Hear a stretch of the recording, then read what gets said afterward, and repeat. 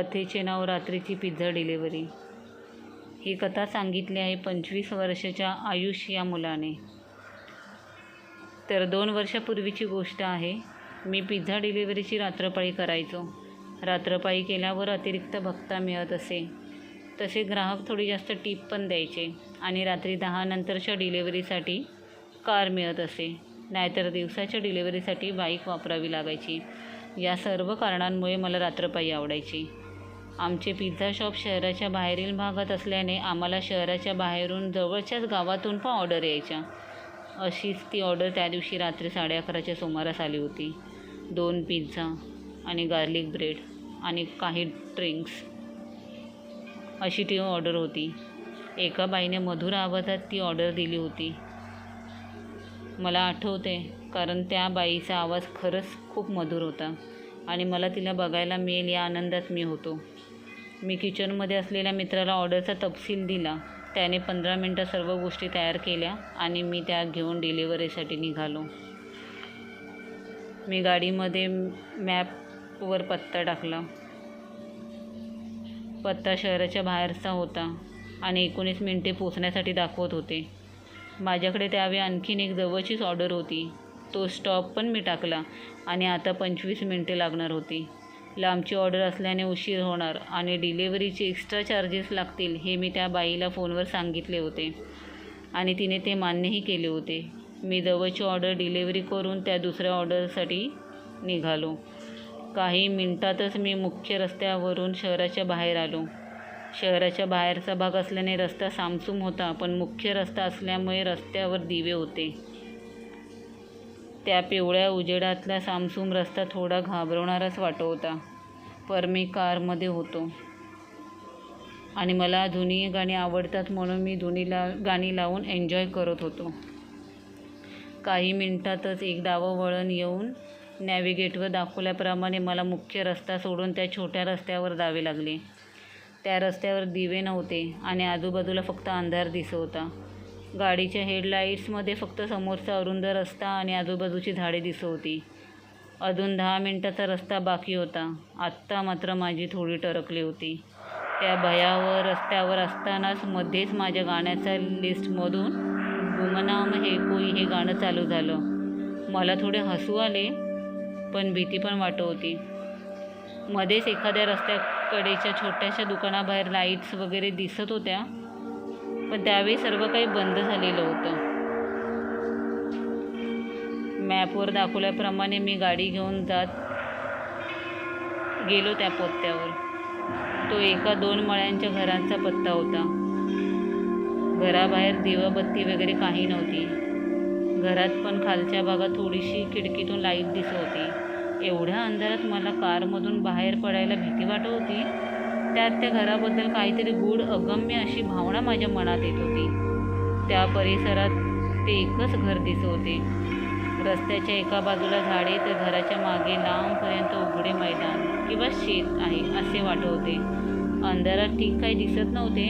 गाडीचा आवाज ऐकून नाहीतर हेडलाईटचा प्रकाश पाहून कोणीतरी बाहेर येईल असे मला वाटले आणि म्हणून मी त्या गाडीतच बसून राहिलो.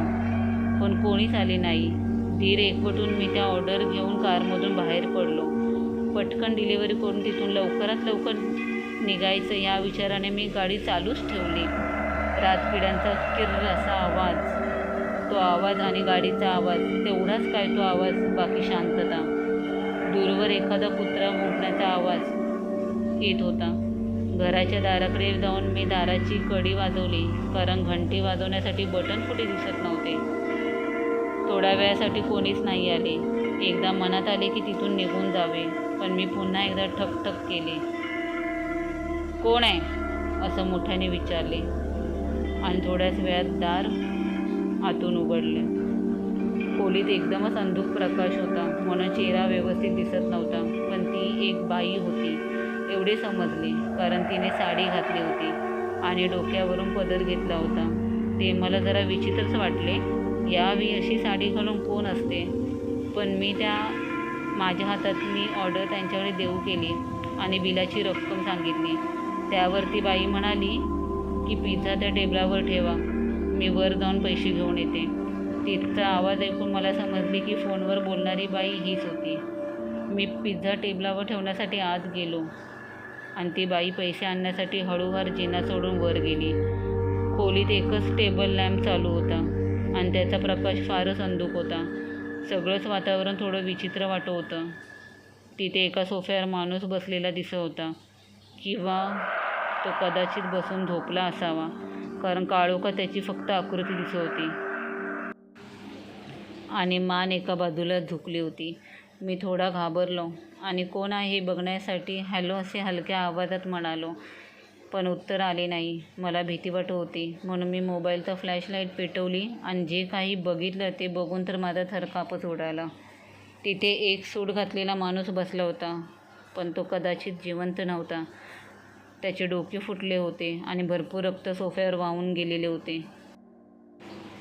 मोबाईलच्या उजेडात मला त्या माणसाच्या पायापाशी एक बाई आडवी पडलेली दिसली. आधी ती अंधुक प्रकाश आणि सोफ्याच्या सावलीमुळे अजिबात दिसली नव्हती. मी पाहिलं तर ती बाई पण जिवंत नसल्यासारखी वाटत होती आणि तिच्या तोंडातून रक्त वाहत होते. तिच्या चेहऱ्यावरील व्रणावरून तिला कोणीतरी मारहाण केल्यासारखे वाटत होतं.